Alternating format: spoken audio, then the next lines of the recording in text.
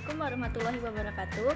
Perkenalkan, nama saya Sinta Nur Hidayati dengan NIM D222020020959. Di sini saya akan menjelaskan tentang proses inspirasi dan ekspirasi. Pada manusia, organ utama pernafasan terletak pada rongga dada. Dan seperti yang kita tahu, paru-paru terletak di dalam tulang rusuk dan dipisahkan oleh sekat yang bernama diafragma. Diafragma merupakan sekat pemisah antara rongga dada dengan rongga perut. Paru-paru diselubungi oleh selaput tipis yang bernama pleura. Paru-paru kanan terdiri dari 3 lobus, yaitu lobus superior, lobus medialis, dan lobus inferior. Nah, sedangkan paru-paru kiri ukurannya lebih kecil daripada paru-paru kanan. Terdapat 2 lobus, yaitu lobus superior dan lobus inferior. Kemudian ada bagian yang bernama bronkus. Bronkus merupakan pencabangan dari trakea yang menghubungkan paru-paru kanan dan paru-paru kiri. Nah, pada trakea terdapat cincin tulang rawan yang berfungsi untuk mempertahankan bentuk pipa dari trakea. Kemudian ada bagian yang dinamakan faring untuk menghubungkan antara rongga hidung dengan trakea. Saat bernafas, molekul oksigen akan melewati lubang hidung dan akan menuju paru-paru melewati faring, kemudian trakea, dan akan diteruskan melalui paru-paru melewati bronkus. Udara dari dalam bronkus akan diteruskan menuju alveolus melewati cabang bronkus yang dinamakan bronkiolus.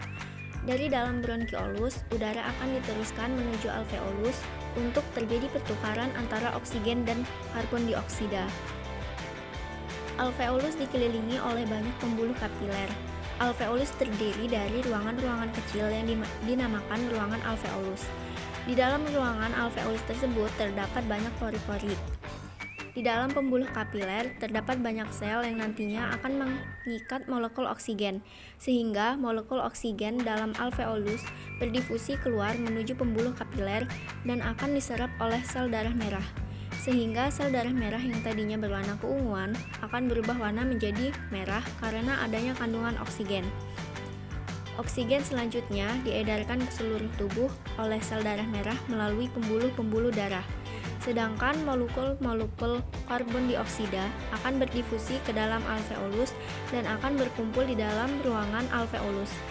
Kemudian karbon dioksida akan dikeluarkan keluar tubuh melewati cabang bronkus, yaitu bronkiolus, kemudian melewati bronkus, selanjutnya menuju ke trakea, dan pada akhirnya akan dikeluarkan keluar tubuh melewati lubang hidung.